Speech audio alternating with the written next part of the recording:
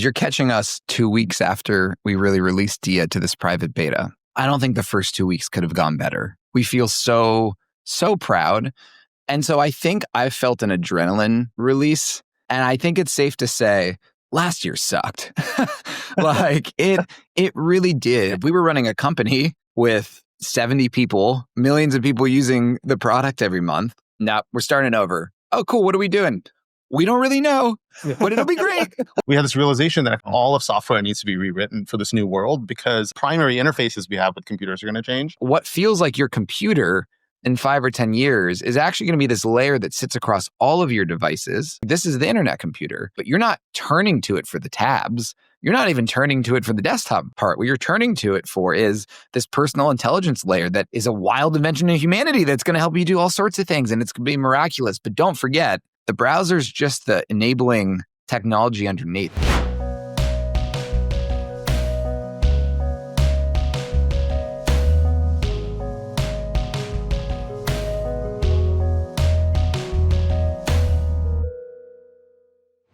Josh, Hursh, welcome to the show. Good to be here. Thanks for having us. Of course, so good to have you.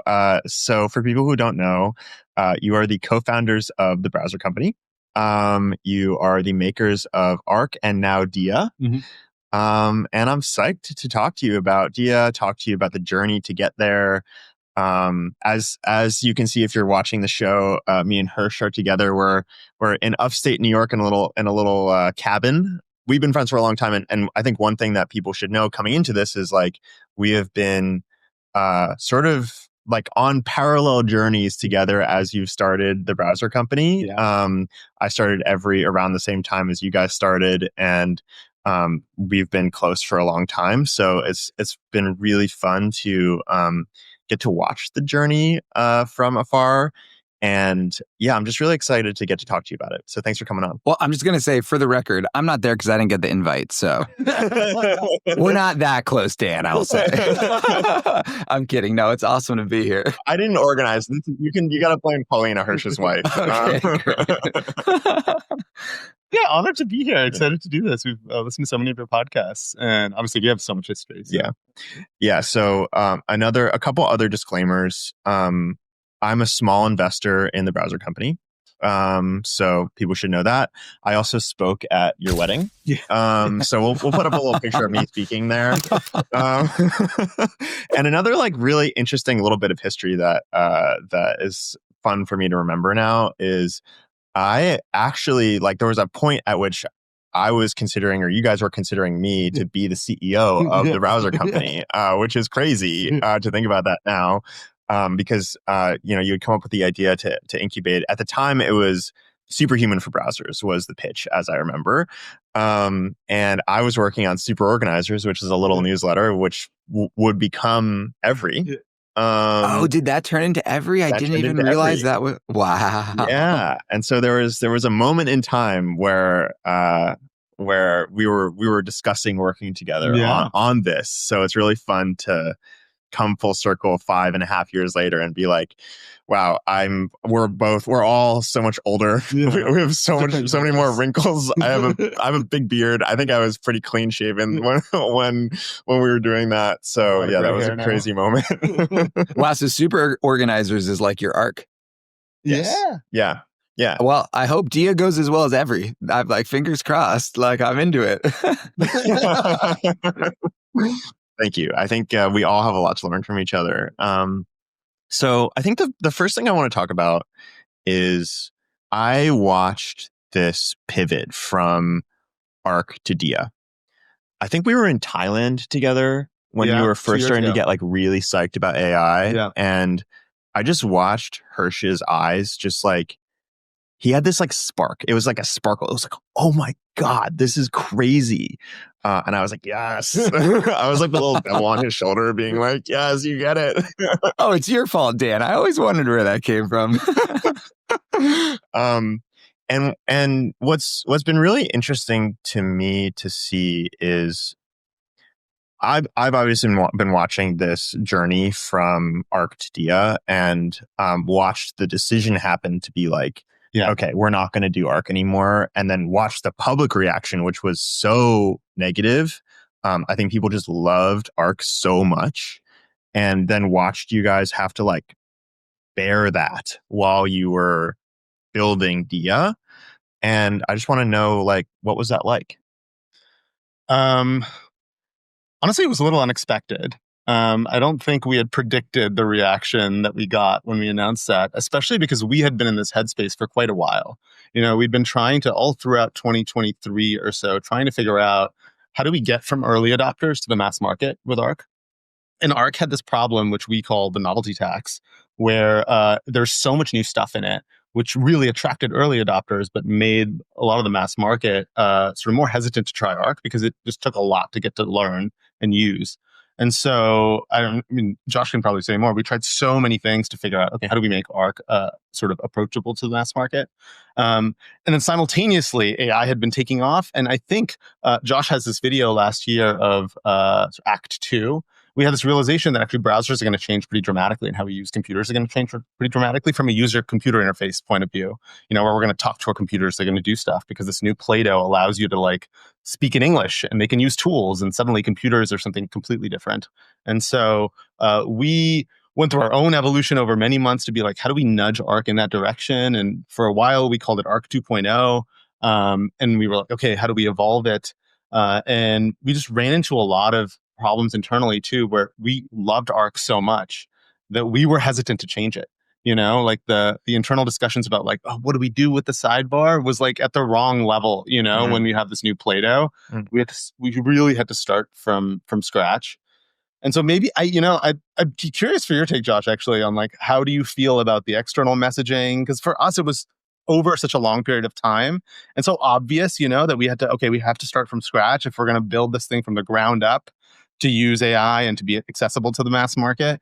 But I think it was probably a shock to the external folks that, oh my God, we're building a whole new browser. Yeah, I mean, I think the thing I would say is you're catching us 2 weeks after we really released Dia to this private beta. And I'd say in terms of Hursh and my hopes and expectations, I don't think the first 2 weeks could have gone better. We feel so proud. And so I think I felt an adrenaline release. And I think it's safe to say last year sucked. Like it really did. And I think it's one of those things, like many things that I think are most fulfilling and rewarding in life, that if you knew what you knew, now would you have done it? And yet at the same time, in retrospect, it so obviously was the right call.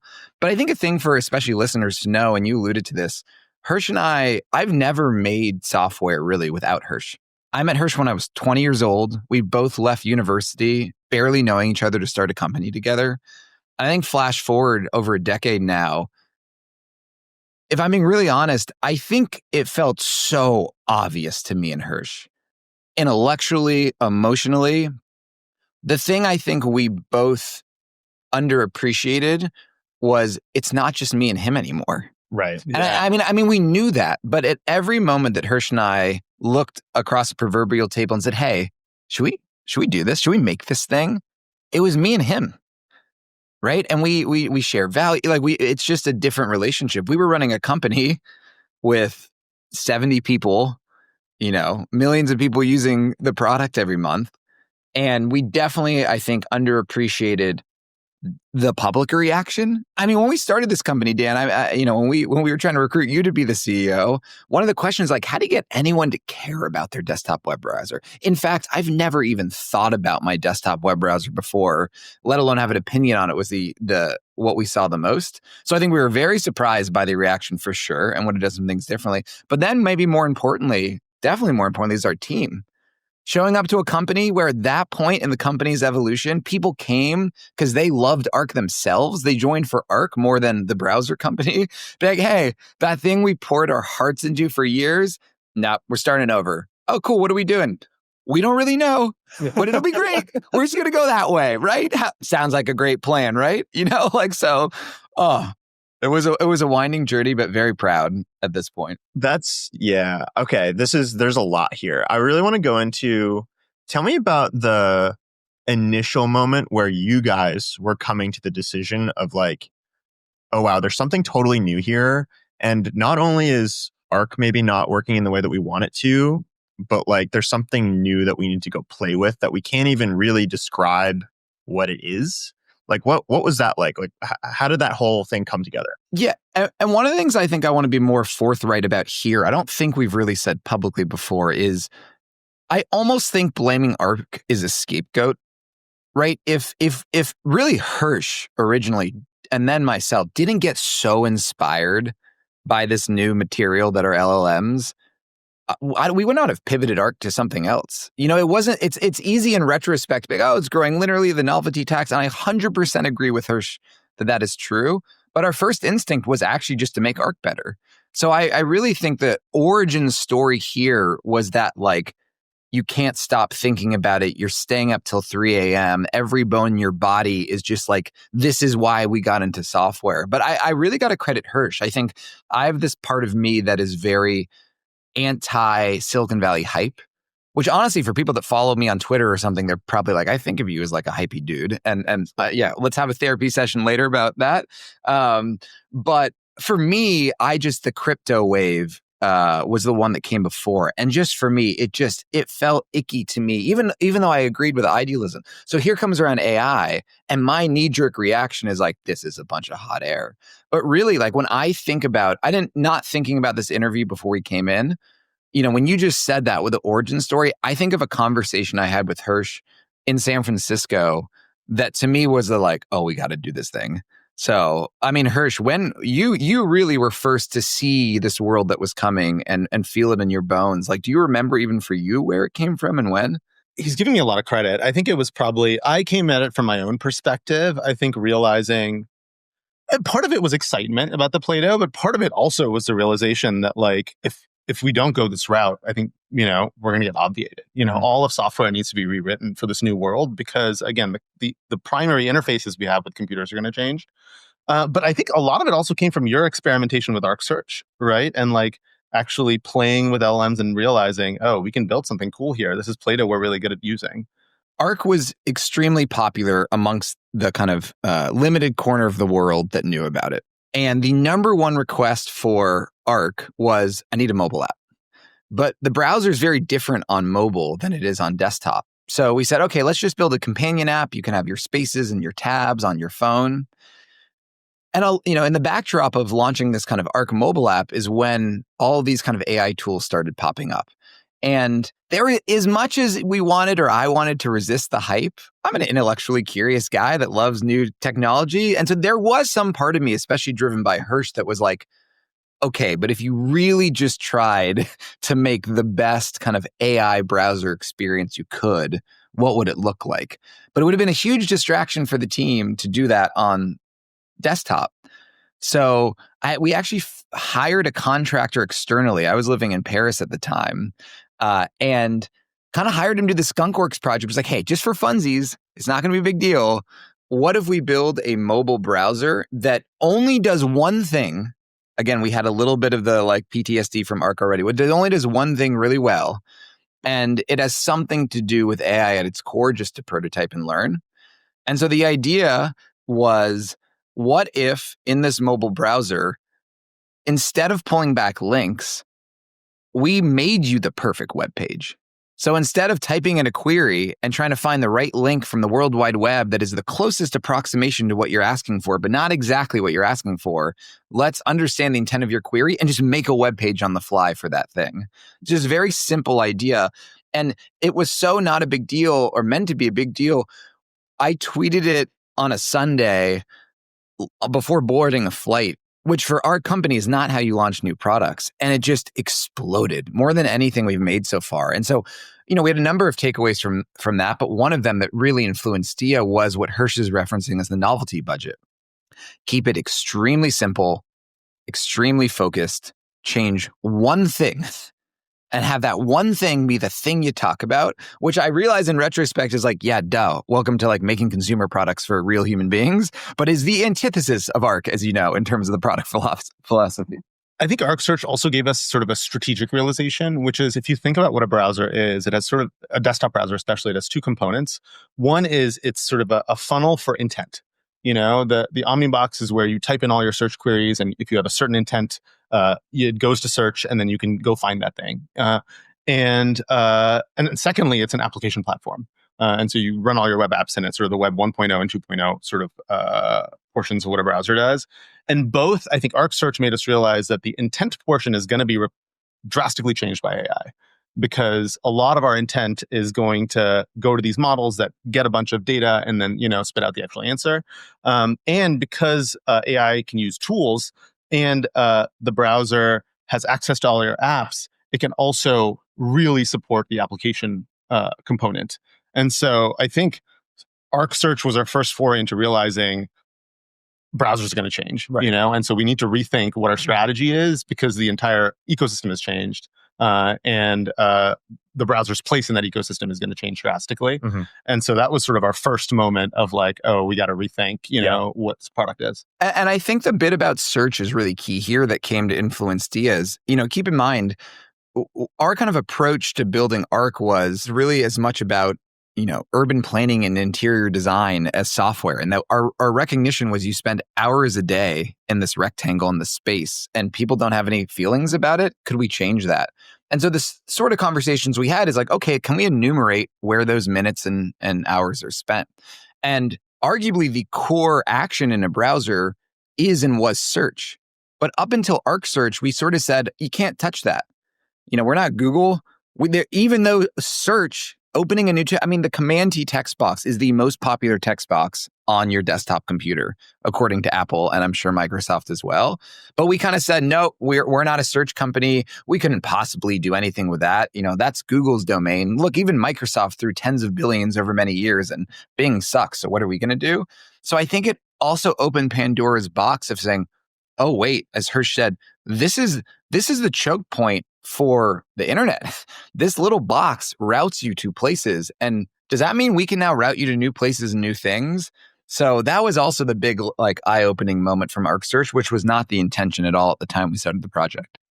So take me from that moment from okay, you make some realizations from around Arc Search to probably, okay, we're going to do Arc 2.0, but actually maybe this is a totally new product. What happened in between there? I've never said this before. I think indecision and a lack of, excellent leadership on, at least I'll say my part, in that I think Hursh and I knew deep down in that moment what we had to do. Whether it was from the Arc perspective of Arc Search feels so simple and clean and resonant with people. That was the first time we had people telling us that hey, I really don't like Arc on desktop. Sorry, I just too much, don't get it, but I love Arc Search. So I think the combination of Hursh and then my kind of increasing conviction that this was going to change all of software, as bombastic as that sounded, combined with the bottoms-up resonance and simplicity and focus of Arc Search, Hursh and I think in our heart of hearts, knew what we had to do. But what happened next was, that was in probably February of last year. And it was in June at a company-wide offsite that we said, we're going to build something new. But then even then, it was it's going to be Arc 2.0. We don't even know, TBD. So I think it probably wasn't until September-ish of last year that we made the call to say, it is a completely new product called something completely different with no connectivity to Arc. And, I am so proud of actually a lot of what Hursh and I have done over the past year or two as leaders, especially in this moment. But I'd say that period is the one that I regret the most in terms of just not calling a spade and just ripping the cord, And to our point earlier, especially with a team that large and a team that joined post product market fit, getting the team's buy-in and aligning with everybody and figuring out what are we doing. And it took a little while. Dan, one thing I'll add too is I love Every, one of my favorite publications. Not an investor, wish I was an investor, but it's fantastic. And one of the things that is remarkable, actually even reading your coverage, is keep in mind where AI was 14 months ago.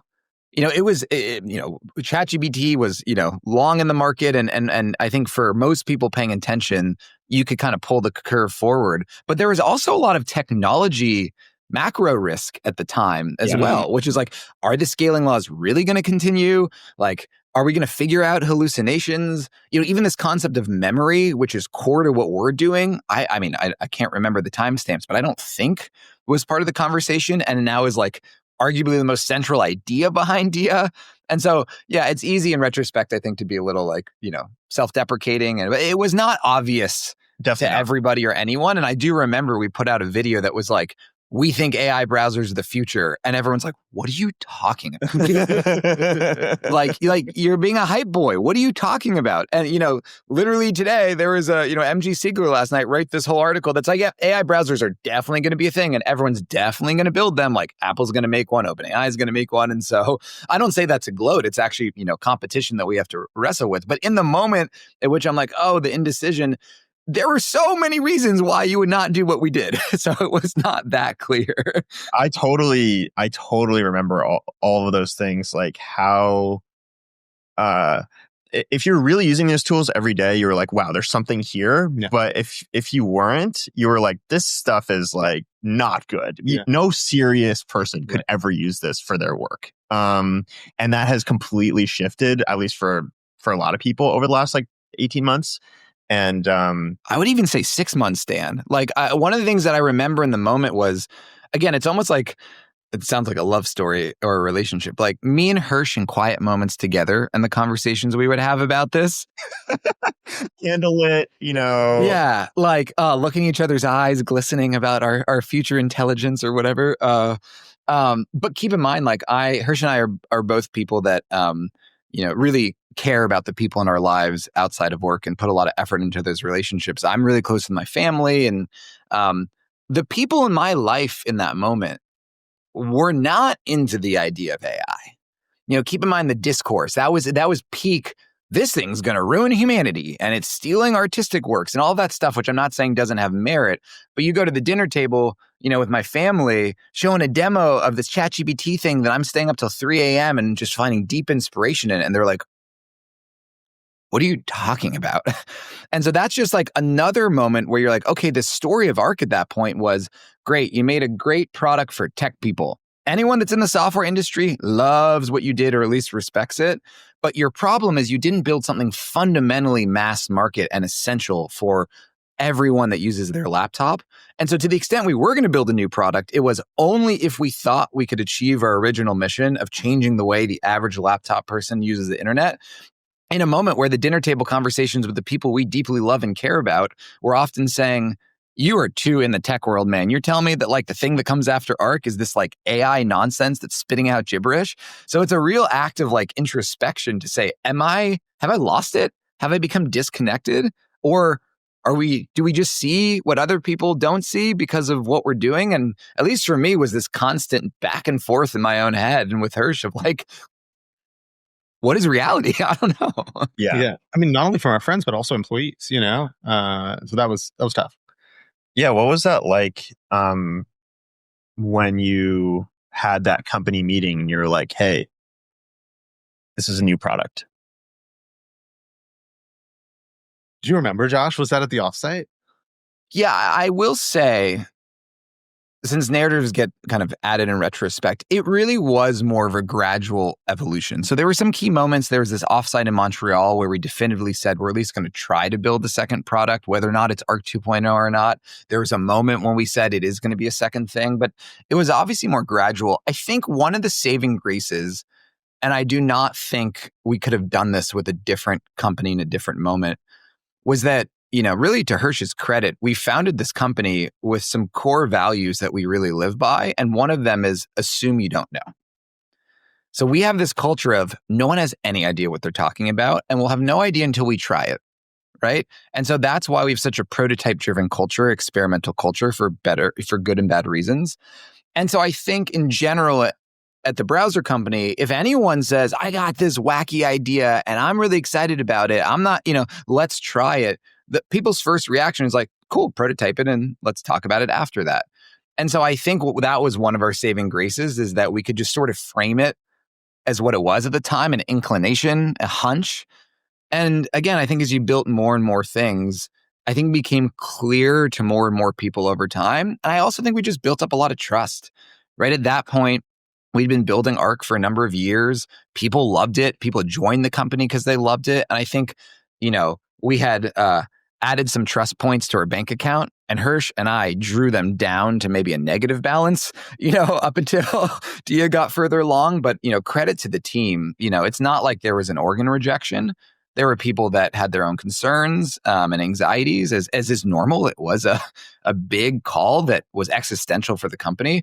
But in general, we had this culture of like, all right, let's see, Yeah. And one thing I'll add is we also built the capabilities over time. So as we were prototyping, we were getting a better sense of like both where the value is here, but also like what are the things we need to get better at, like evals, fine tuning, from a technical perspective, from a design perspective, how do chat interfaces work? Are chat interfaces the right mechanism, LLMs, all of that? And so again, as we gradually built that capability, our confidence grew. What do you say to people? Because I think this is probably on someone's mind if they're listening to this. And it certainly was it was a thing I was thinking, which is, okay, I totally understand that maybe it's not going to be like this gigantic, Arc is just not going to be this gigantic mass market consumer product or whatever, but like it had millions of users. That's pretty good. And isn't like VC distorting your like what you count as good, and aren't you kind of like killing something that so many people love just because it's not like billions of users? And like, talk to me about that, because I want to understand how you think about it.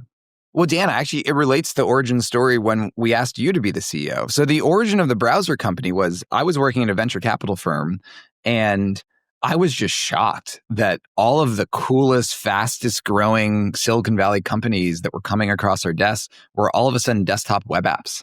And they're desktop web apps for work. I mean, you started a newsletter called Super Organizers. This was the moment of productivity software, right? And so the idea was like, let's make a enterprise browser for work.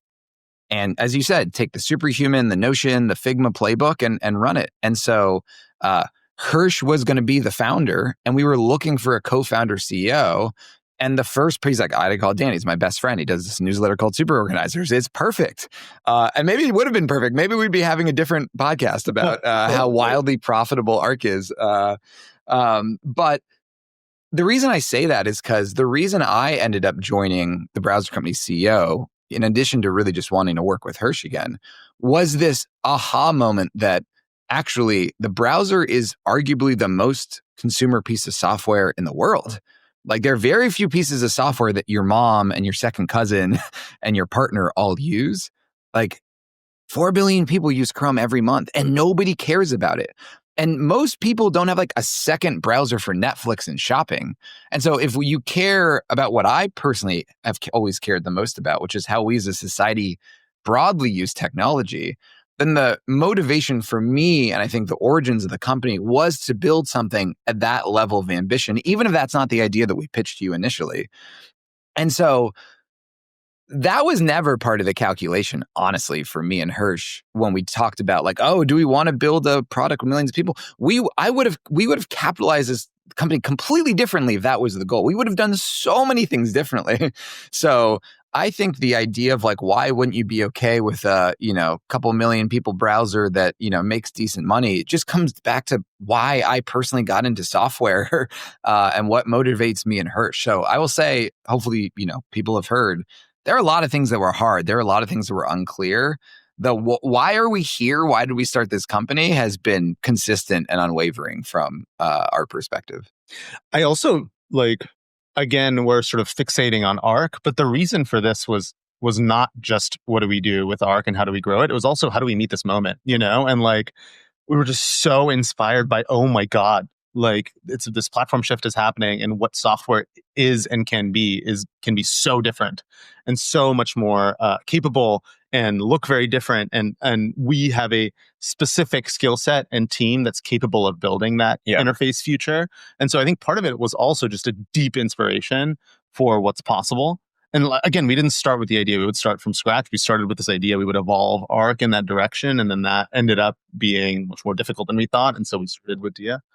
And I also think as Hursh said, it's like, as the technology was evolving, as we were getting more familiar with it, it was getting more clear to other people what was valuable about it and where the points of leverage were. We also started to realize that the browser layer was going to be very central. Yeah. At first it was sort of like, wait, we don't want to be that company that's just because we got inspired doesn't mean you should pivot your company, right? They're inspiring things I see all the time. I'm not like, hey, let's go start like an indie film company, right? So the thing that really did it was, okay, it feels really disconnected from everything I'm doing every day. I'm spending a lot of time copy and pasting and context switching and exporting tabs as PDFs and weird stuff like that. So being able to meet people where they are.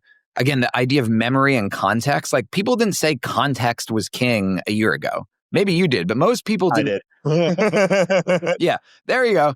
This is why you got to subscribe to Every. You would have been a year early. But starting to realize that, okay, the more that you tell these models, the more useful and personal they get. And I'm spending hours a day in this thing. And then as Hursh said too, hey, we don't know anything about agents. This is sort of out of our wheelhouse at the time at which it was coming up. But it seems like the big promise is they're going to do some things and tools for you.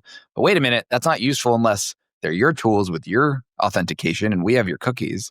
So it was also, again, to Hursh's point of inspiration, realizing that structurally, it honestly felt like we had been at the end of the rainbow before the rainbow came and all of a sudden like a pot of gold appeared. And so it was sort of like, all right, I feel like we should probably try to open this pot. Like this feels like the thing to do, Well, let's talk about what you found when you opened the pot. Like you guys made Dia. And I will say, and I think this is an interesting testimonial given my relationship to both of you and my relationship as an investor is like I was always an Arc user, but it was never my default browser. Safari was always my default browser.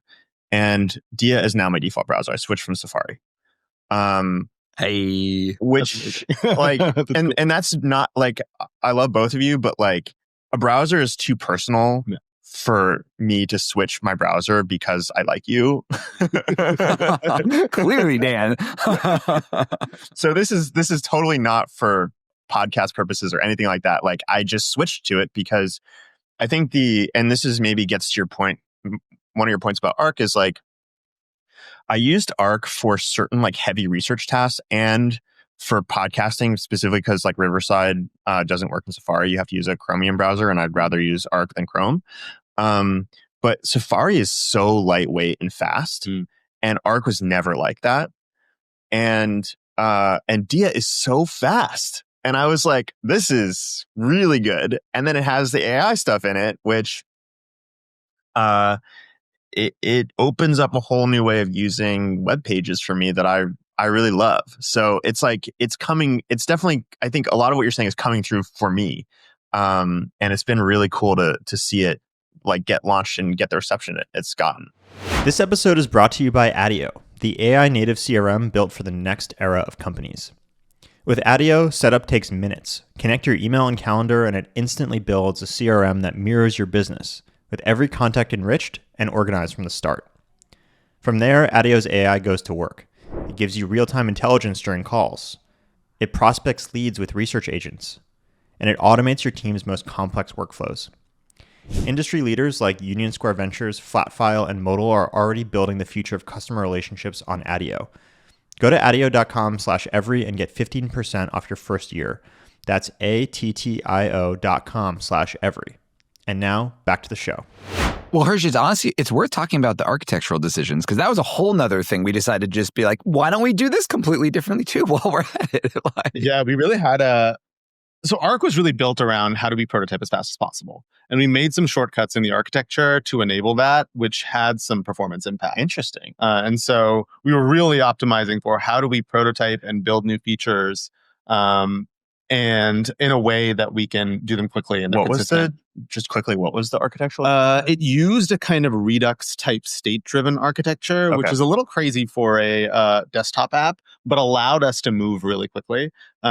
Over time, it became really complex to manage, which was an issue, but also performance was a big concern. And Redux is like the meta like React like framework or way of thinking about how to pass information from a UI layer to back to the server and all that kind of stuff. Exactly. And so we had a real choice last summer on when we were building Dia. Do we build it on the same architecture or do we build something new that's really fast. And I think certainly the engineering team was really excited about an architecture that we were excited about that fixed a lot of the performance problems that Arc had. But also it was core to the strategy. If the strategy was a mass market browser that people would ideally use irrespective of the AI features, then it had to be fast and it had to be, just be a really, really good browser. What did you figure out about how to make something performant? Honestly, a lot of it has been Swift. Swift has this new structured concurrency mechanism that allows you to just move a lot of stuff off the main thread. So just leaning really heavily into that has been helpful. And then shout out to some of our incredible architects, Max and Adam, who built this entirely new architecture that allows us to move faster than Arc, but also deals with a lot of the performance problems. So you figured out a way to still do prototyping quickly. Yes. Yeah, exactly. And the reason I think it's relevant is one of the ways I think we got the team really on board is we sort of went to a bunch of our best, most creative people and said, hey, you get a blank page too. So, this had been a topic, these architectural challenges and latency. These have been themes we talk forever. So we just sort of went person to person and said, hey, start over. You got to do be your most abundant self. Dream. Come on. What are the things that you always regret? This is the moment to do, so I will say once the ball started rolling, people were able to find their kind of corners and pockets of what we were trying to do to either fix mistakes we made with Arc or do that thing they always wanted to do. You can feel it in Dia. There are parts of it that I hope there's some kernels of the browser company that are consistent across it. But there are also some things where I think you can feel a group of people that said, no, we're really going to flex on this one. And we're not going to flex on this one in a way that's like Arc coded, but in a way that is what this should be right now. So I think you can feel that intentionality personally in the product relative to Arc. And one discussion we had when we were building this out also was, it's funny seeing MG Siegler's post now about how AI browsers are going to take off and we're like sort of kicking off this race. But that was a discussion we had about the architecture, which is like, we have so much conviction in this route that when we launch this, if we are the first ones, we're going to kick off a race. And so how do we build an architecture from the ground up that allows us to move quickly in that race by the time we launch this? And so that was a lot of the input as well. Hursh and I had a very seminal conversation, for us at least, on that San Francisco trip I mentioned. And Hursh flew out the next day before me and sent me this long essay in a way that, I don't get long essays from Hursh, and one of the things that Hursh had the foresight to see in this new world was that it's not about the browser. The browser is almost incidental, right? The real opportunity, and I think the language Hursh used at the time was this truly personal assistant. I think all of us right now are grasping for what the right nouns are for the work that we're doing. But Hursh had the foresight to say, hey, it's not really about the browser part. That is necessary. But that's not where the value is going to come from. That's what's going to enable the thing you're turning to it for. Almost like the iPhone isn't really a cell phone. I mean, it is, and you get that utility out of it, but that's not why the iPhone is so powerful. And I think in the moment, for me, I was like, seems a little far-fetched, but hope he's right. And as time has gone on, I think his instincts were, in retrospect, absolutely correct. Even the original vision video we put out for Arc talked about this idea of an internet computer. And we very much we have no idea what that means, but based on the trend lines in our industry, it seems absolutely certain that what feels like your computer in 5 or 10 years is actually going to be this layer that sits across all of your devices of all shapes and sizes, because all of your apps and files are on the web now. And so I didn't really connect it at the time, but what Hursh was saying was essentially, this is the internet computer. You're going to have desktop browsers and mobile apps and all sorts of things. And on top of it is going to be this personal assistant or this intelligence for you. And it's going to benefit from the fact that it can intercept your queries on the new tab page, and that it sees the docs you're writing in your browser tabs, and it remembers the things you did last week. But you're not turning to it for the tabs. You're not even turning to it for the desktop part. What you're turning to it for is this personal intelligence layer that is a wild invention of humanity that's going to help you do all sorts of things, and it's going to be miraculous. But don't forget, the browser's just the enabling technology underneath. It's not the main event.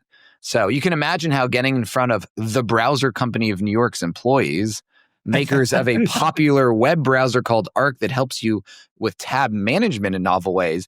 Couldn't really nail that messaging in the moment. But in retrospect, I think that long email Hursh sent me was extremely prescient, regardless of if we win this race, if it's even zero sum. But he had the foresight of connecting it to the internet computer idea that kind of underpinned Arc.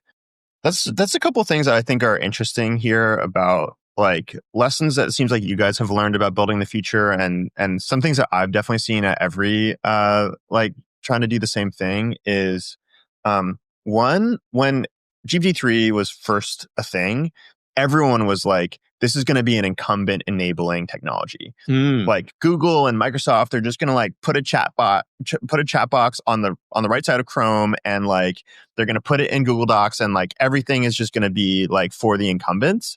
And I think one of the things you were saying earlier is just getting to go to people at Arc or people at the browser company and be like, you have a blank page. The level of creativity that you get there is so high, and the level of power that you get is so high that it's actually, I think, impossible for most incumbents, unless they're starting from scratch, which is really hard to do, to just like slap AI onto this and actually build that layer that you're talking about. And another thing that I think is really interesting that I've definitely found as both a builder and a writer is it can be really hard to pitch the future, to talk about the future in a way that anyone understands. You have to build it. You have to like prototype it. You have to like feel it and see it. And that's the only way that then you can talk about it in a way that people understand. And it sounds like that's sort of what you found is you had this sense that you could express, but any way you expressed it, everyone was like, you're crazy. But then once you started to actually like prototype it, that's how you found a way to talk about it in a way that people can understand. Yeah, and two stories actually that come to mind that are very relevant. So Hursh and I, our first company was acqui-hired by Facebook when we were, 22 or something. And I'll never forget this all internal... RIP branch. RIP branch. For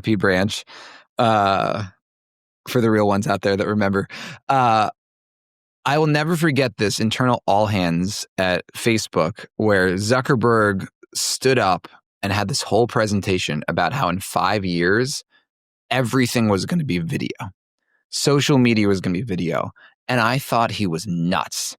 I was like, this disconnected billionaire, does he know how slow it is to watch a video on your phone? And then like, even if you could fix the buffering issues, why would you pick a tiny little screen in your pocket? Like, what is he thinking? And in retrospect, that proclamation and honestly others that he made, even if he didn't capitalize on it, he was right. I remember 5 years later, it's like, yep, TikTok's definitely a thing. And so I think part of what Hursh and I took from that experience in different ways and similar experiences, like, hey, if you're going to start a company, you mentioned Branch, me and Hursh's first company, the origin story was a hackathon prototype. And my takeaway from that and that experience was like, if you start a company based on a prototype, you don't have a kind of fundamental internal guidepost when inevitably your prototype's going to fail.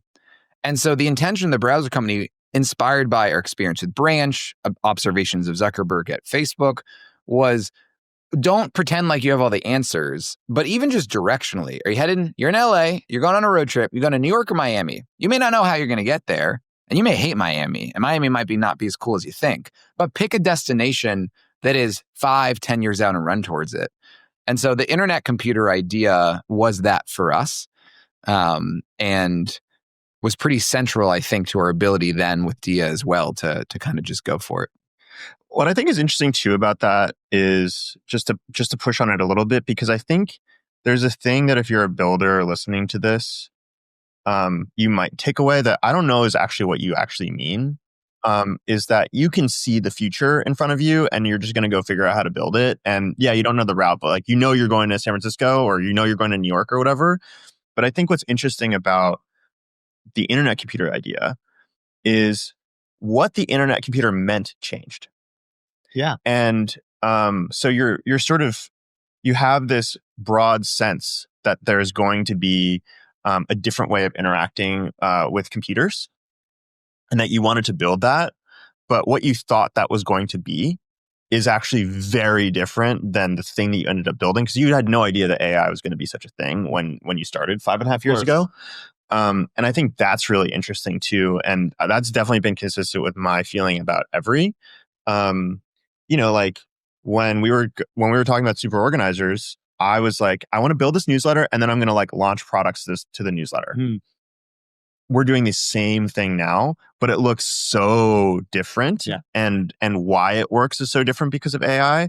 And I think that's a really interesting thing, is to watch that vision unfold and fill in the details of what that actually means as the world evolves and your product evolves and you learn new things.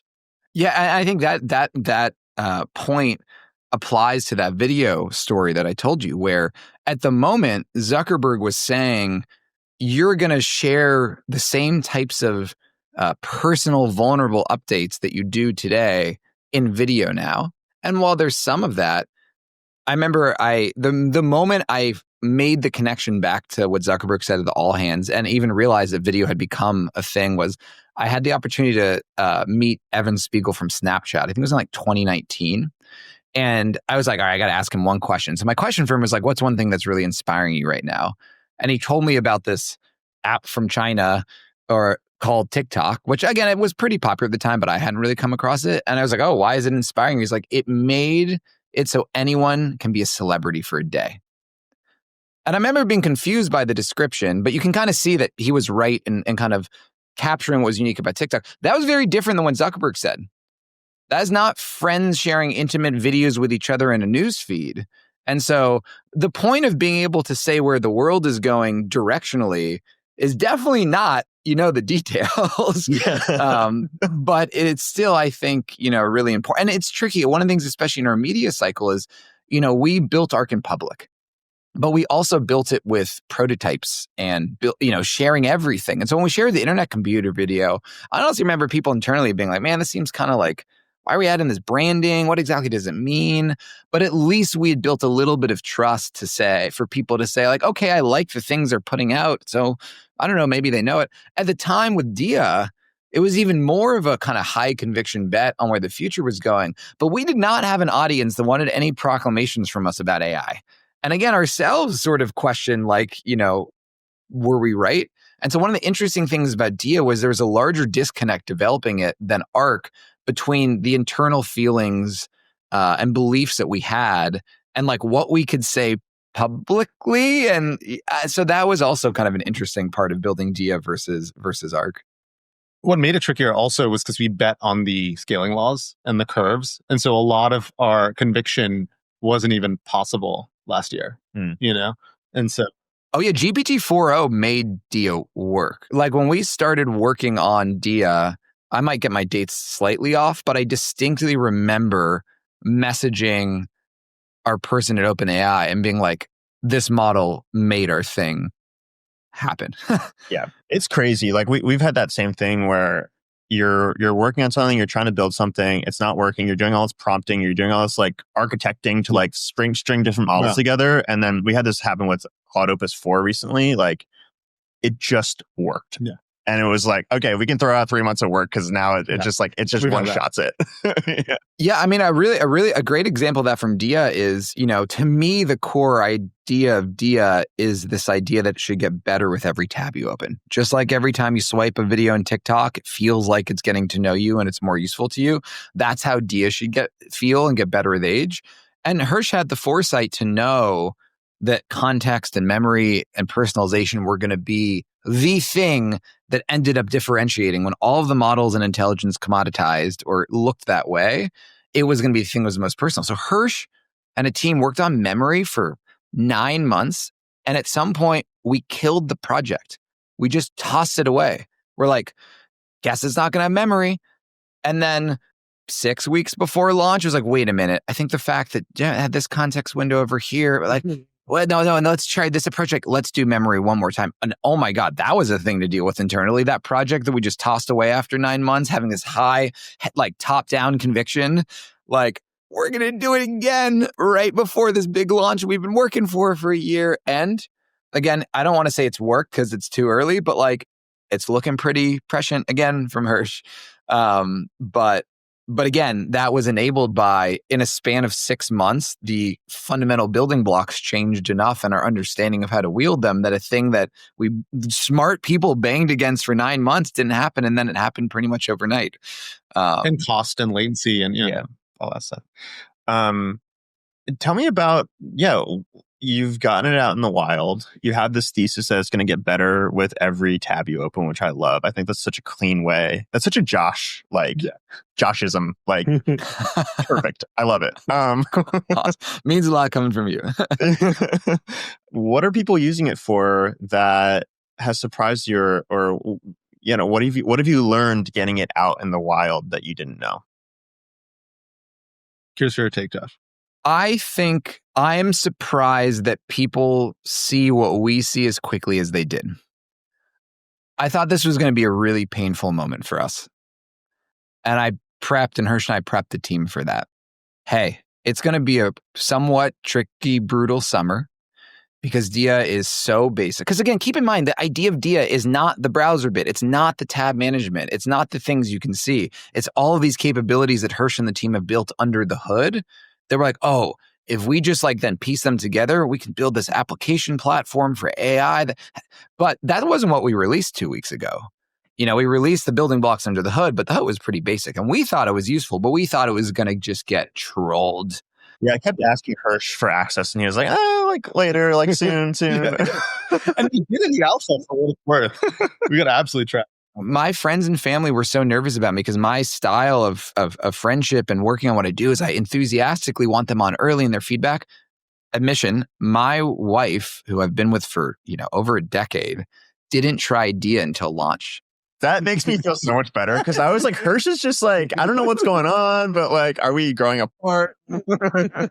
And that shows you, I actually felt like an artist, not in terms of an artist in terms of our, quality but just the nerves to put this personal work out in the world. So the biggest surprise is people got it right away, despite in its current state in terms of what it's useful for. What do you think they get?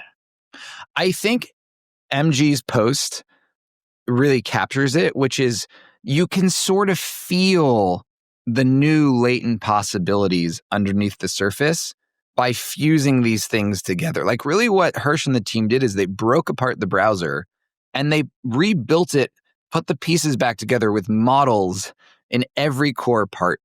And so you can't visually see that, but as you start using the product, this morning, actually, I saw someone shared that they'd clearly been using Dia for a couple of weeks. So people discover these little Easter eggs, oh, I can do this. And what they found is when they look up songs on YouTube, they can ask it for the tab chords so they can play it on their guitar. That's sick. I want you to use that. I actually do this all the time where I send YouTube videos to Gemini and then have it tell me the transcribe the piano. So I'm going to have to, for that. And so I think people finding it's subtle, but it's so much more convenient and so much more powerful to do it when the 1 + 1 = 3. The big surprise on the product side was sort of that observation taken to its extreme, which you would never put, hey, you know what you can do in Dia on our website? You can look up the tab chords for the guitar when you're watching a video on YouTube. It's so personal. The TAM of that is tiny. And a couple weeks before launch, because our big vision for Dia is that actually it's this kind of application platform that people will build things on top of, was we should gesture at that just a little bit, right? So we have this concept of skills, which are effectively AI apps. We have a couple that are first party, but they're really basic. Just for people who are listening that haven't used it, what is a skill in Dia? Yeah, a skill in Dia is the equivalent of or we hope will be the equivalent of an application on an iPhone or on a computer. But in this kind of AI world, what it is it's a system prompt, a model or number of models, tool use, and stringing those things together to do something for you. So someone might make a skill that is, my job is to do sales, and I look at leads on the internet every day. And when I see a lead, I have to look up X information about them and extract Y information and consider Z framework. And they kind of put that logic and framework and tool use into a skill to kind of aid them in what they do every day. But in the current version of the product that we released, the platform is still extremely limited. And so we weren't going to let anyone make their own because we were waiting till later this summer when we could actually expose the really cool building blocks, reasoning models, memory, and the like. But we're like, okay, we got to gesture at it because that's why we're here. We wrote this big internal memo about the app strategy. And so we expose the ability to make the most basic custom skills possible that are basically just little prompts. And added a week before launch. It has exploded in terms of what people are doing and is now essentially the whole company is just building out the skills platform now. And the reason that relates to the tab cord example is that one of the things we used to say with Arc was that, no one cares about their browser, but they spend hours a day in it. It should feel like your home on the internet. Why do we all live in these like drab hotel rooms online where all of ours look the same, run by Google? It should feel as cozy as this background you're in right now. And you're seeing that principle play out, whether it's the first party features like chatting with your tabs and people finding use cases that are new and very personal to them, to people being like, wait a minute, you're saying I can make my own one of these that like when I'm doing my workflow for my job can do exactly what I want it to do. It's almost like the normie, and I'm saying that for myself, I'm a sociology major that doesn't know how to code. Like everyone's looking around and seeing Cursor and Replit and Lovable and these companies just wow, you can make new things. And there are people like me being like, wait, I want to make new things. And I think we're tapping into something there of like, almost like handmade software, like people wanting to make things for themselves, like me, that I literally had to hound Hursh at a hackathon in New York when I was 20 and beg him to make something with me because it was the only way I could express my ideas in software was to hope that someone like Hursh would like want to make something with me. And so I think it's starting to tap into that nerve. And while that observation is old, did not expect that this early in the product development, since we felt like that was like to come and to be revealed. This was an amazing insight by Josh, actually, that AI enables sort of a new class of software where rather than us thinking about what is software that we can create that is useful for a large TAM, instead we can build software that allows people to make their niche software just in time, whenever they need it. And so it's just a different way of thinking about what software can be, and that's because of AI. Yeah, I think there's a couple of other examples ChatGPT is maybe a good example, where Excel is a good example, maybe Notion, where it's not one big use case, it's not one job to be done, it's like millions of tiny little ones, which makes it a little bit less like a traditional, like even like SaaS product where you're like, well, we solved this particular problem for a user, and a little bit more like creating a language where you're creating building blocks and then anyone can use the words in the language to express whatever they want in whatever situation they have. And that's like a uniquely powerful type of product. And also B, it's a uniquely challenging type of product because getting that language right and then communicating it to people that you can speak in this language is really hard. Yeah, I think we're particularly excited about it, because we love human-computer interaction problems and design problems. And B, the browser just knows so much about you. Yeah. It's such a personal piece of software. And if we're building this memory system and it's getting more and more personalized to you, it can help you with that. Yeah. Dan, it's funny you say that. I'm looking at my phone because late last night, Dustin, our head of design, he was so inspired by these custom skills being created. Dustin's an extremely humble, soft-spoken Canadian. He doesn't do things. He turned to me a week ago. I was like, Josh, I need a week alone to prototype. I know what to do. And that sounds like something I would say. That's not something that Dustin says. So when he said that, I was like, yeah, okay, cool, go. And he texted me last night about what he's been prototyping and kind of show me. And I sent him a text back. I said, actually, I would have written it differently if I knew it was going to be a podcast, but Dustin, you're legit inventing a new programming language. Non-technical people like me want to feel technical. I aspire to know Swift. I don't. Give me a language to learn. And I don't mean language like complicated. Anyways, it keeps going. But so I guess that's the surprise. The idea that AI and the power of it is when it's going to be extremely personal to you with very minimal work was the idea of DIA. And this idea that actually the applications or agents, whatever we call them, but the tools that sit on top of the base are going to be more powerful than the base itself. That was consistent.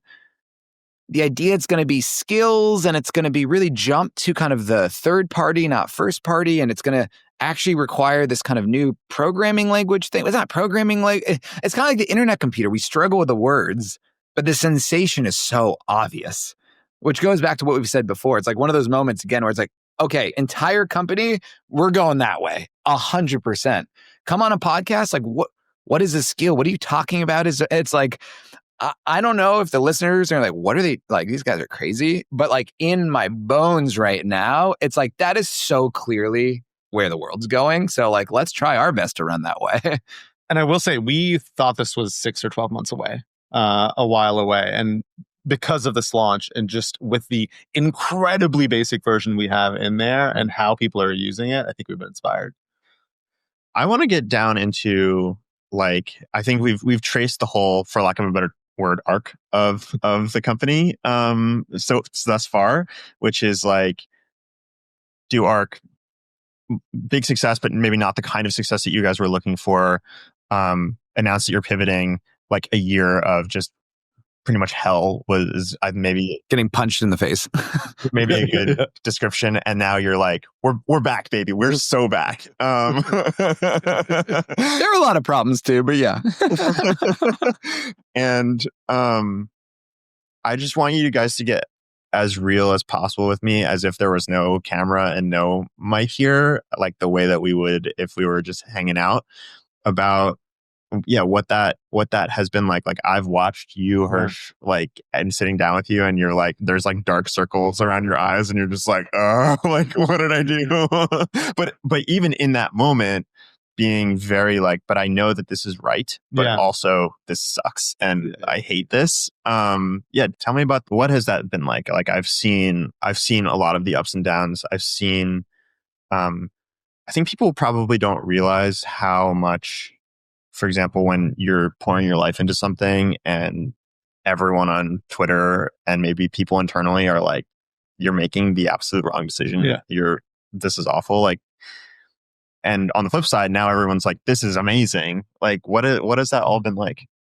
It's tough. I think Josh said it best. It really feels like you're getting punched in the face a lot. And it's this weird dichotomy because, as you said, we kind of like, at every moment we were like, no, the strategy feels correct. It feels right. And everything that's going on in the industry, and as we are making progress, we're like making good time on it.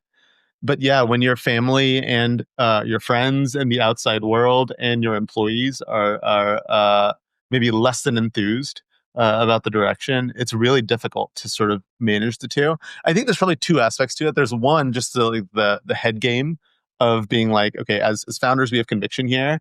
And to credit all of, so many of our employees were on board and excited as well. But like a lot of it was just trust in us. And that dichotomy of like, are we crazy? Are we just like completely full of it? I mean, you are, but you're right about this. And then there's just like the day-to-day tactical stuff where it just hurts a lot. I think press and then managing morale, people leaving and attrition, hiring becomes way more difficult. And so it just feels like you're on very hard mode during that transition. And you had a kid a year ago. Ish. Yeah, I mean, and Josh has had 2 kids, so it's just and on no sleep. Yeah. So that's been it's a meditative exercise to stay present and just get through every day, I think. I will say there was one session I had with my coach where he was asking me something about the product strategy. No, he asked me how I was doing, and I gave him one of these kind of excited, genuine takes on this, whatever the equivalent of the Dustin prototype was, which was earnest. But he said, no, Josh, how are you doing? How do you feel? And I was like, I've been waking up every morning with a pit in my stomach. And he was like, let's talk about that. And so this year professionally was by far the heaviest I felt, like in my body.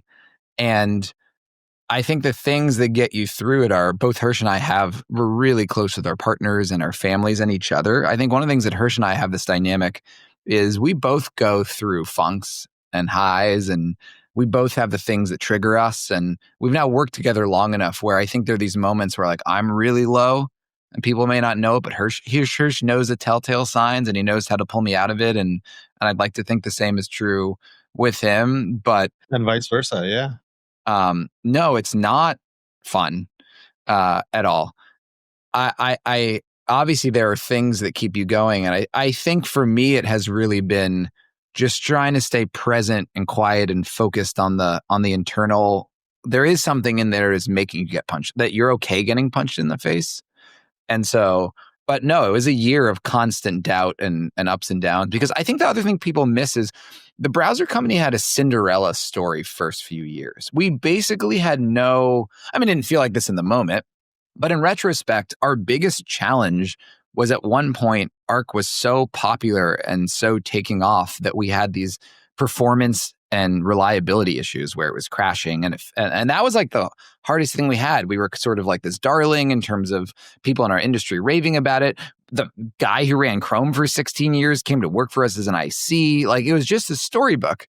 And so it was also after 3-ish years of the experience of the browser company feeling like not a runaway success. We had our challenges, and I'm sure you remember them, Dan, but it did sort of feel almost like our divine right that it was going to go this well. And so I think all of a sudden having it so clearly feel different and almost a never ending to every morning there was some new thing. Someone was leaving or some competitor this or whatever.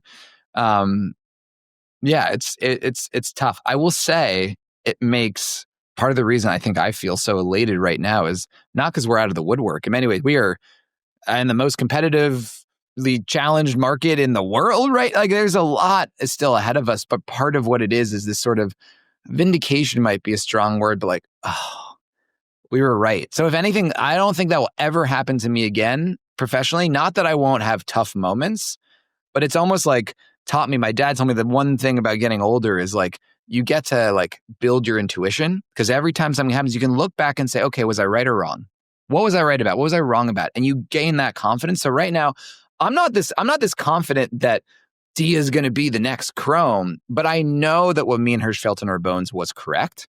And so I'm almost excited for in 20 years, if I ever start another company with Hursh, that moment, I'll be like, okay, we're going to get punched in the face, but like, don't waver. I definitely had a lot of moments of doubt internally, privately with Hursh throughout the year that manifested in all sorts of ways. But I'm grateful for the life experience of like what it has taught me, regardless of what happens next, honestly. I feel you. I mean, I've had not quite the same kind of thing, but a couple moments where the company just like almost fell apart. And it was like, I could just stop and it could just be like, things are just not working. And I was like, no, I think I'm going to keep going. And those definitely have been in retrospect, now that things have seemed like they're going well, like big self-trust moments where you're like, there's something inside of me that I can listen to. And that, I think, as a leader is really, really important. And it's something you only win by, unless you're delusional, you only win by like going through that, like, oh my God, things are about to fall apart, but I'm kind of like doing it anyway. And then being like, oh, it worked. The doing it anyway really feels true. You know, some days you just wake up and you have to just play the part. Yeah. Get through the day. And you just get through it.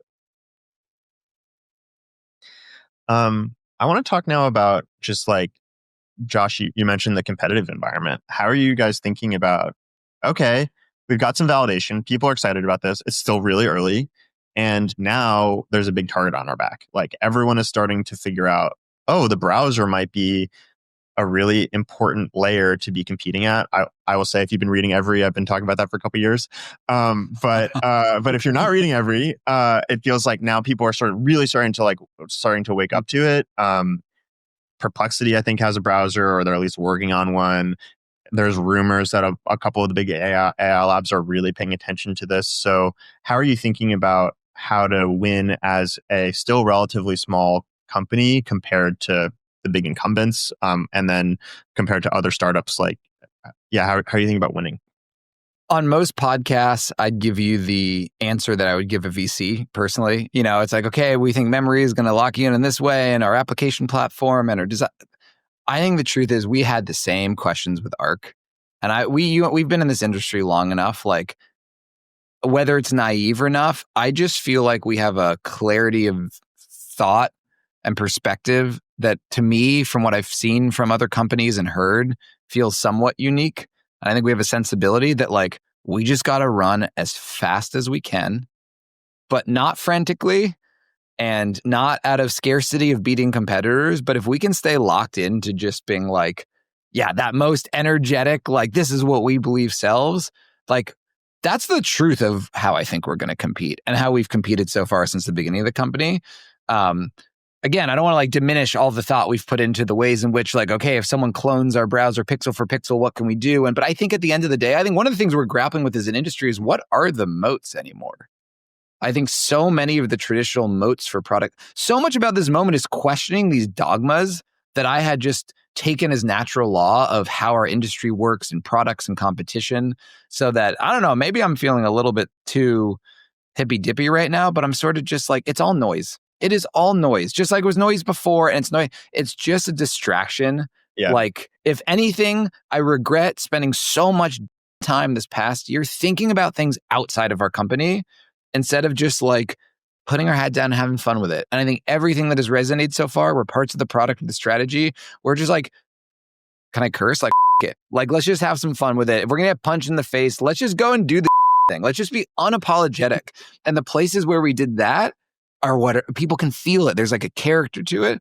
And the places that were very like top down and not even top down, just like, you know, let's get ready for the HBS case study. Just like, you just feel it. Here's how I should do this.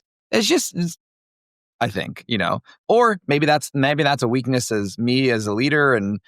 But the answer is like, Dan, we're going to do our thing. Like, we've been doing our thing. My learning from the last years, when we do our thing, like at least some people resonate with it and we've got some foresight. So yeah, I'm excited to see the other. I think what you're saying is vibes is the moat. And you'll figure out the rest, which I actually love. I think that that's totally right. I mean, here's the thing that I've thought a lot about. I am a DAU.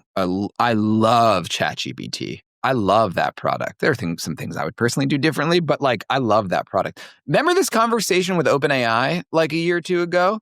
Now like we got it. Google's coming in. It's like, you use those products and they feel derivative. They feel like someone said, we got to go like that. Yeah, that's the feature. Let's go do that thing too, from an intellectual perspective. But you can feel, whether or not you like it or not, you can feel this is a research lab that like decided they were going to make their life's mission to do this a long time ago. And now their conviction is building and those intuitions building for what matters. And I'm not saying that ChatGPT is going to be the end all be all or there won't be other things, but I think what would Sam Altman have said, you know, I'm not comparing myself to Sam Altman, but 2 years ago when it's like, all right, now what? It's a simple product. It's just chat. Google has all the TPUs. And it's like, why has ChatGPT continued to be the fastest growing company of all time? What's their moat? So I don't know. Yeah. Vibes is definitely one. I also think there's some systemic things about our company that I am excited for in this new race. One is, I think, the assume you don't know. I think we've built so much of our culture and how we build products to build entirely new things, which is very different from sort of copying or seeing what's in the market and sort of like taking inspiration, perhaps. And so I'm excited that we have sort of the machinery and the muscle and the people and the inspiration to like, in this entirely new world, figure out what works. And then I think the second is taste. You know, I think like our Josh and our designers, I'm just like blown away by what they come up with on a weekly basis. I would also say for the every audience, I think there are conversations we have a lot internally that I would be shocked if the Perplexity team or whoever else talks about this in the context of the browser, which is when I see things from other companies in this space, and I can say this because this is where we started too, it's like, it's very engineering tech forward. Hey, there's some new computer use model and we're going to go have it do a bunch of tasks for you. And you're going to we're going to book that thing for you. And it's like, we started that. Like, I get it. I totally get it. What I've found is I'm having this like very interesting, I was a sociology major, and I'm sure you've seen this too, Dan, where I find myself talking to people not in tech. It'll be at like a party on the weekend. I'll meet someone, somehow AI will come up, ChatGPT. And almost to a person, everyone's like, yeah, like it's kind of weird. I think it's weird. I kind of feel weird talking about it, but like I'm like asking it for advice, or like I got its help with this like health thing, and it like I don't know if it was right, but I felt better at the end of it. And there's like an emotional intelligence to these models that, because of the origins of what the research labs and the sorts of people that are at the forefront right now, that are more driven, I think, by the benchmarks and the raw IQ, which again is spectacular. We're really excited about going back to this home on the internet. Like, okay, if we know what you do every day, personally, professionally, and these models can be subjective and think and give advice and joke, at least give the perception of it, brainstorm. What are things you can do at the intersection of, yes, you have a job. You don't want a browser that's your therapist. No one wants that. That's not what I'm saying. But actually, I think, okay, when you think about the tasks and the workflows that have high economic value that you get paid for, that are on your to-do list, there's a component that's clicking buttons for sure. And we should click those buttons for you. But the hard part about it is not checking out. That's a minor nuisance that, yes, computers should solve and are on their way to solving. The thing is, all right, I'm going upstate with my family to where you guys are at the end of August. Which town do I go to? Which one would we like? What's kid friendly? Like, we don't really want something fancy, but also like, I'm kind of like, don't want to sleep in a tent, for this vacation. And those kind of qualitative, subjective reasoning, in our opinion, is actually where a lot of like, if the value is going to keep going up the stack in like Maslow's hierarchy, I guess is another way to say it. So if we're just going to assume we have this like cheap intelligence commoditized across models, accessible, can click buttons, can do things for you, that's important. But where's the value going to be then? I think it's going to keep moving up to some of this more emotional intelligence stuff. And so I'd be surprised if the other AI browsers have that so central to their North Star versus the like, you're going to have these agents that are going to go do these things for you. And that's important, but it's to us is missing the forest for the trees a little bit. On that sort of like emotional intelligence and sociology point, I had Nash on this podcast maybe a year ago, who's your head of storytelling, who is incredible. And one of the things that I really loved about her perspective, which I assume, Josh, you share in this approach, is we were talking about how you guys came up with like the laptop class and how you think about marketing. And it was very like, well, I was like listening to this like Janis Joplin record, and I was thinking about like that era of music and the social change that was happening, and so it was very kind of rooted in what are historical examples of moments that are kind of like this, but also thinking about moments in technology and music and art as being part of a conversation and being the next turn in a conversation. One thing that I know is true about your approach is you're always taking inspiration from really diverse, weird, interesting artistic sources to help inform the product direction, how you think about things. And I'm curious what those are right now for Dia and for the features that you're thinking about building. Yeah, I think you're right that we've always drawn inspiration as much from places and moments outside of technology industry and today.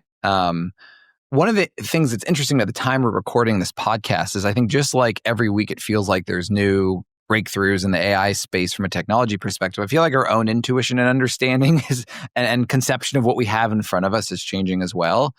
But I'd say the things on my mind right now, I'm going on vacation next week. So what am I going to read about and think about? I had this conversation with my closest friend, my Dan Shipper, best man in my wedding, who is he's not in tech, but he's always been the one that was like, hey, the Snapchat thing is going to be huge. So if I ever start a VC fund, like I'm hiring this guy just to be like the mystic soothsayer. And he was the first one, again, not a tech industry guy, that was like, there's not a thing in my life I do, Josh, that is an important project for work or my personal life that I'm not working with AI, getting advice. I forget the word he used, advice, collaborating with. So to what I said before, that feels like the profound shift in the world that I see outside of the industry is happening. And so that sort of new relationship with technology and with this intelligence makes me want to read about, honestly, romanticism. I wish I could go back to college and Yes. my someone I work with, Abby, actually dropped a bunch of books on my desk for this vacation with little notes. They're all romanticism related and what chapters I should look at. So I'm really excited to understand how in the past what that when your relationship changed with technology and even what it was and what was possible, how did society and art and culture react? And then the second thing I'm really excited to spend more time thinking about are what are the objects or places in your life that, given the centrality, that importance, if you're doing every project in your personal and professional life, how do you build comfort, a sense of safety in those spaces, even when maybe they aren't as comfortable as you wish they were or not as safe as you wish they were? How do they feel like yours? How do they, this is really squishy stuff to some, but, I played the percussions and drums growing up. And I remember, I got a really cheap drum set. I was a kid. And at some point I was like considering getting a new one, but it was like, man, the way that you wear in the snare. And like, again, I know this sounds kind of like, or as a baseball player, like the mitt, I think those sort of references are a little overdone, honestly. So I'm excited to go like a click deeper on that. I picked up Christopher Alexander, as like stereotypical as it is. Like I'm going back to Christopher Alexander. So to me, that is going to be, whether it's us or someone else, I want a timestamp in 24 months. I predict that the AI interface that people feel the deepest affinity and value from will be the one that they actually have the deepest kind of emotional connection to. And not in a way that they're like having with the bot or anything like that, but actually just from the perspective of this like intangible feeling. In the same way, I guess, iPhone versus the Android at this point, there's not a good reason. I don't know. So anyways, you can kind of hear the answers kind of all over the place, but that's honestly how we kind of do it at the browser company. I think this is great. I mean, I'm very, very also into romanticism, and for people who are listening and they're like romance novels, it's the reason I like romanticism. I think it's relevant, and I'm curious what your take is like, romanticism was a movement in the 19th century that was a response to Enlightenment rationalism, basically from the 17th and 18th and 19th centuries, where physics was so successful that it sort of took over the rest of culture. And we can still sort of see that in a lot of ways, but starting with, Galileo and Newton and that revolution, there was a push to reduce everything in our life and our experience to things that we could explain in physics, more or less, which is still the case. And romanticism was a 19th century movement to be like, actually, there's a lot about human experience that is more like vibes based, intangible, and that's actually like one of the best parts of human experience. And so there's a lot of art and work from that period in Europe and in the United States that are that touches on that. And I think language models are a weirdly romantic coded technology because they are so squishy. It's the first example of software we've ever had that you can't reduce to like rules in the same way that you can regular software, and you have to work with on vibes. And I think that's a huge shift for software and for culture generally. And does it sound familiar? If someone was listening to what you just described, it sort of describes the world today in a lot of ways. And it's one of the things I still feel a love-hate relationship with this kind of AI industry, if you want to call it. It's extremely rational, extremely mechanical, extremely the benchmarks and the capabilities. But reviewing these on you can see the SWE benchmark and then you can feel it. And there's a difference there. And then it's also, I think, very relevant in terms of there's what it can like intellectually do and how powerful it is. But what do you want? I think that's what we're going to be grappling with as a society in the next 5 years is these sort of like almost things that sound philosophical or like you should be in university talking about them. But I think it's going to be really important again for us for the first time in a long time. Like, what do we want from this life? And I know when I've heard podcasts and people talk about that, I'm like, oh my God, I got to turn this thing off. So hopefully people don't stop listening right now. But I will say I would encourage people, even if you're just going to ChatGPT or Deer or whatever, like do a couple queries about romanticism and find and replace some of the nouns with where we are today. And to me, when Abby kind of reminded me of this, it just was, I can't unsee it. So I'm excited. I'm going to do like a romanticism 101 class for the next week in the mountains. And, sorry for everyone at our all hands the Monday I get back. You're going to get like a lecture about, awe and magic or. I love it. If you want to. Maybe that's what our every essay should be about. Maybe we run a romanticism essay. That would be great. I love that idea. I would read that. Well, Josh, Hursh, this is amazing. Thank you so much for coming on and talking to us. And good luck with Dia. We're so back. We're back. Yeah, we're so.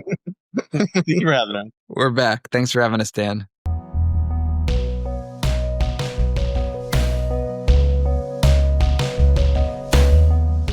Oh my gosh, folks, you absolutely positively have to smash that like button and subscribe to AI and I. Why? Because this show is the epitome of awesomeness. It's like finding a treasure chest in your backyard, but instead of gold, it's filled with pure, unadulterated knowledge bombs about ChatGPT. Every episode is a roller coaster of emotions, insights, and laughter that will leave you on the edge of your seat, craving for more. It's not just a show. It's a journey into the future with Dan Shipper as the captain of the spaceship. So do yourself a favor, hit like, smash subscribe, and strap in for the ride of your life. And now, without any further ado, let me just say, Dan, I'm absolutely, hopelessly in love with you.